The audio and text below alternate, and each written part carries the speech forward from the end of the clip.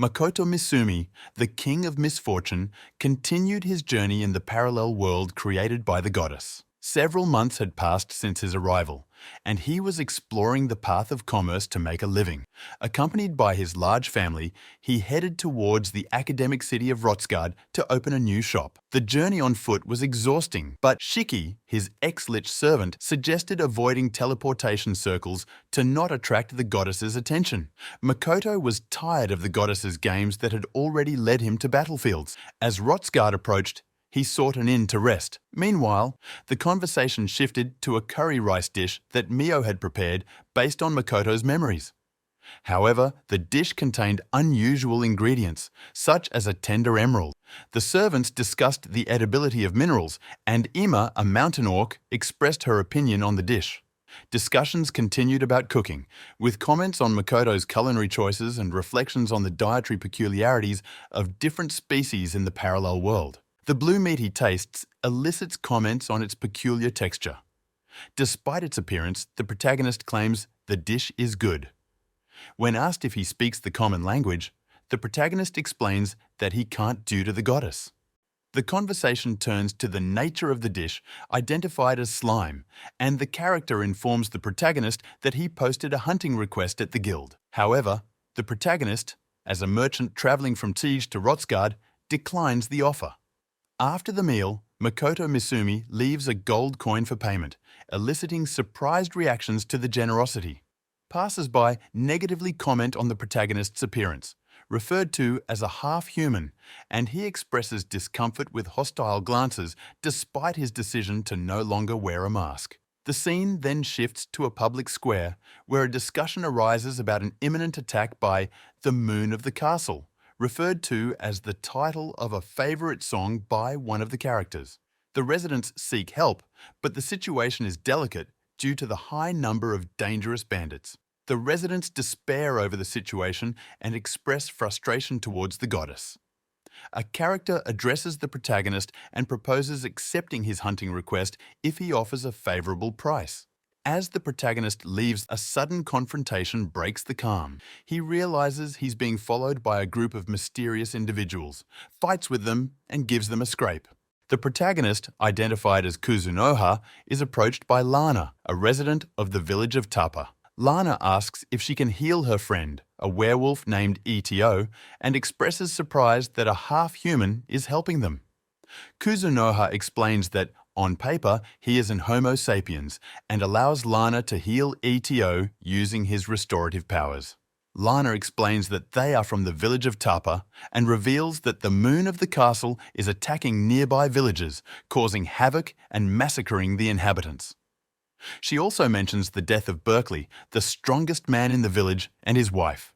The dialogue continues with Lana expressing concern about Eto's condition and wondering if the guild will help them. Kuzunoha expresses regret and shares how he has become accustomed to death in this parallel world. He then offers to accompany Lana and Eto back to the village, asking for directions. Lana expresses doubts about Kuzunoha's true identity, suspecting him of lying. However, Kuzunoha dismisses her suspicions and guides them to the village.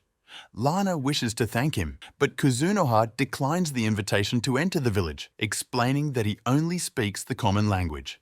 He reveals that his village is located towards another mountain, and normally no Homo sapiens would invite a werewolf into their home. Curious about Kuzunoha's true self, Lana questions the protagonist about his identity. Kuzunoha maintains that he is an adventurer and a merchant. However, Eto, the werewolf, detects the scent of blood in the air with his sharp sense of smell. Kuzunoha explains that he used his realm of detection to perceive the situation and reveals that he can also sense the consciousness of individuals by their weight. Kuzunoha, detecting something, decides to head towards the mountain despite Lana's warnings. When questioned about his motivations, he explains that the name "The Moon of the Castle" comes from a song in a distant country that he loves, and he wants to prevent bandits from using it. Kuzunoha asks to do something for him in return. Take good care of his demi-human employees if they ever visit the village of Tapa.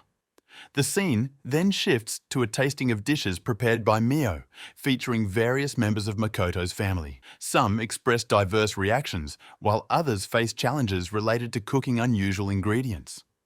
A mysterious herb soup, monster meat piccata, and banana garnish evoke various comments, highlighting the challenges of cooking ingredients from the parallel world. When the monster meat proves difficult to cut, Mio explains that special technology is needed and uses Hefi's oil to treat the meat.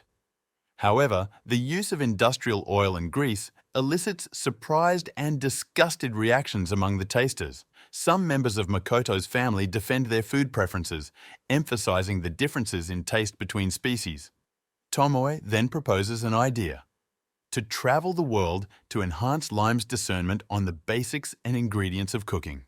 Mio is surprised by Tomoe's excellent ideas, and the chef training begins. Meanwhile, the bandits plan to attack the village of Tapa. Disguised, Kuzunoha prepares to confront them. He uses the Kingdom of Silence to eliminate sounds and employs confusion and attack spells to counter the bandits. However, the bandit leader appears to survive the attack, claiming that prayers have been answered. When Makoto reappears after eliminating the bandits, he explains he found an inn but is surprised by the high cost. Kuzunoha then offers to lead the group to a worthy lodge, but demands 3 gold pieces per night, prompting comments on the steep price. Makoto also mentions the arrival of new heroes more fitting for his world and the possibility of meeting them. Episode 2. Nakaritsuha Secondary School. On an afternoon from the recent past, just a few days before Misumi Makoto's journey to the isekai. Misumi-kun and Otonashi-senpai exchange documents during a student council meeting, revealing discrepancies in the distribution date. Misumi Makoto-kun, recently joining the marksmanship club, is described as an ordinary person who doesn't appear to be a superhero despite excelling. There's a hint of envy as he believes he can effortlessly handle everything and his life seems to be going well, but he starts feeling bored.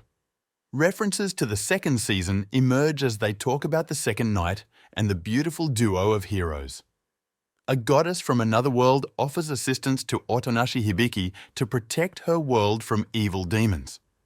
Offers of power, magic, a sacred treasure, and divine trials are presented. She is asked to become a hero and lead with a trusted companion. The offer is accepted and she is granted immense magical abilities, extraordinary physical prowess, and embarks on a journey in another world.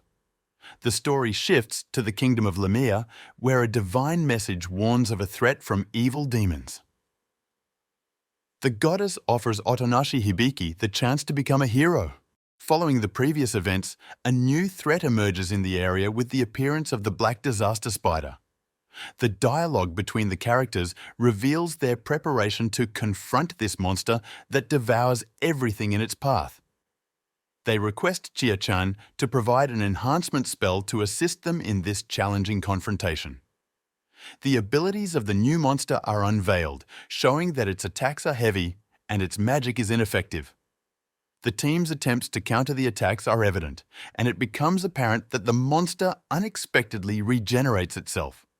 The situation takes a turn, and concerns arise about the possibility of defeat. The team's efforts in facing the monster are highlighted, with Chia-chan standing out in an attempt to heal Hibiki. The war takes an unexpected turn, and anxiety grows about the difficulty of the situation. The situation flips once again, raising potential questions about Hibiki's fate and the challenges she faces. These are the Princess Knight Guinevere, the chemist Yukinatsu, and the summoner Mora. These characters come to welcome Iwahashi Tomoki, who has been deemed the hero. A diverse array of characters is presented, and the advancing scene feels like a new chapter in the adventure. As Iwahashi strolls through the castle, he encounters a combat level and inquires about it. The interest in the level serves as an indicator of abilities, introducing the concept of levels in this world. He is then invited to assess his suitability for equipment and determine his current level. Several new characters emerge, including Yukinatsu, the chemist, discussing her abilities, and Mora the summoner, who can create golems. The division between Tomoki and the three girls provides readers with a comprehensive view of the new character ensemble. Moments of understanding and communication unfolded between Tomoki and the three girls as they discussed the opportunity to form a party and work together.